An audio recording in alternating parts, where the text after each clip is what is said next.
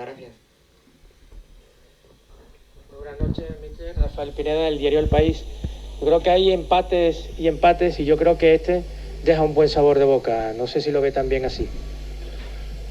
Buenas noches. Sí, la verdad que creo que fue un buen punto porque tuvimos un partido bastante extraño, diría yo. En los primeros 15 minutos te convertimos el gol, que lo hicimos muy bien. Después nos echamos atrás, dejamos la iniciativa a ellos, tuvieron la oportunidad de hacer 2 goles y por ahí tuvieron también otra oportunidad más clara. Y un segundo tiempo donde recuperamos el funcionamiento, fuimos muy completos, superamos los problemas que teníamos también en defensa, creo que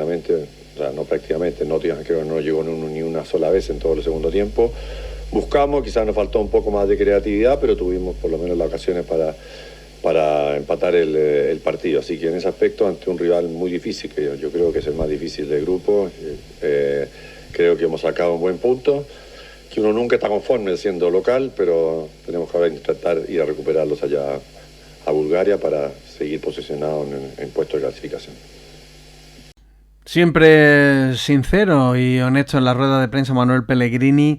Al final la radiografía que refleja es que el rival te impone una manera de jugar, que el rival al final se pone por delante en el marcador y que incluso en esos momentos de duda la primera parte acabó con un resultado corto para el Nottingham Forest, pero perdonar al Betis sale muy caro y en la segunda mitad con los cambios del ingeniero y como él mismo dice, incluso con falta de creatividad, pero el Betis consigue quitarse ese dominio, ese control, que en la primera mitad fue bastante medible en cuanto a datos y palpable en el ambiente, pero la segunda mitad del Betis fue completamente distinta y en ese crecimiento, en esa manera de no doblegarse ante los problemas que te puedan surgir en el partido, el seguir confiando, el seguir pensando que se puede y sobre todo sabiendo que con los cambios lo que se buscaba era una mentalidad ofensiva, se consiguió ese empate, un empate que como bien dice el ingeniero hay que hacerlo bueno con la siguiente salida, ¿no?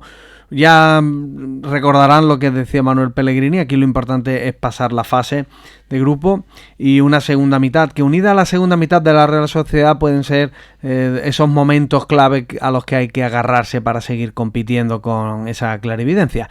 Escuchamos otra vez al ingeniero. Olivares, Televisión Española, míster, los cambios en el descanso cambiaron completamente al equipo para bien.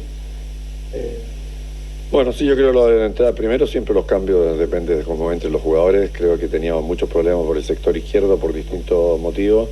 Tanto Ricardo, que apretó más, como Mar Roca, que es zurdo, que le apoya más por ese lado. También Rodrigo ayudó también en la banda. Yo creo que Abde sintió la intensidad del partido del domingo, después de tanto tiempo sin jugar, que no estaba con la chispa. Así que en ese aspecto, yo se lo digo siempre a los jugadores, estos son los 11 que comienzan, entre los 15 hay que sacar los partidos adelante y los 3 entraron muy bien, como también después Pablo Fornals y Cucho. Pues yo creo que es totalmente sincero de nuevo en cuanto a lo que sucede, ¿no? Son los jugadores los que hacen buenos o malos los cambios, son los jugadores los que deciden con qué intensidad pueden entrar al terreno de juego y dentro de lo que ellos pueden controlar, pues dar el 200% dentro del plan de juego. Y es que el otro día funcionó, el otro día el Betis notó ese cambio, un triple cambio al descanso, hace mucho tiempo que no recuerdo un movimiento así y que tenga ese efecto tan palpable.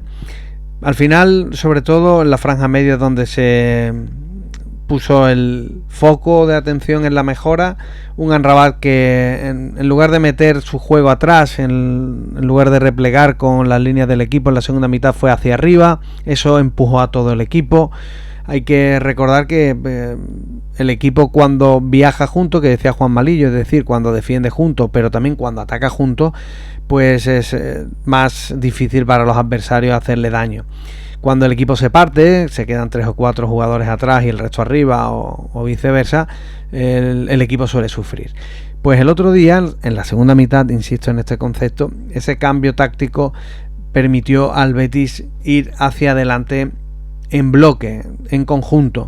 Y esa manera de jugar, esa forma, que he puesto el foco también en Amrabat porque a mí me gustó mucho cómo perseguía a Anderson, el futbolista más desequilibrante, como hemos dicho anteriormente, del Nottingham Forest, el que generaba entre líneas algo distinto, más allá de los otros nombres propios, ¿no? Pero tácticamente era ese eje que unía la defensa con el ataque y el centro del campo con los costados.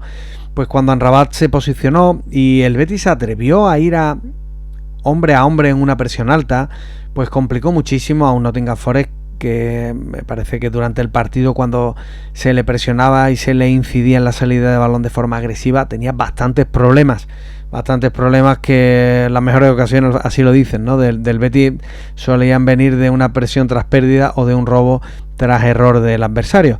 Un Manuel Pellegrini que se queda inconformista, porque él siempre quiere ganar, obviamente, pero no tan pesimista como en ocasiones anteriores. Al final los empates dicen mucho de lo que sucede en el partido.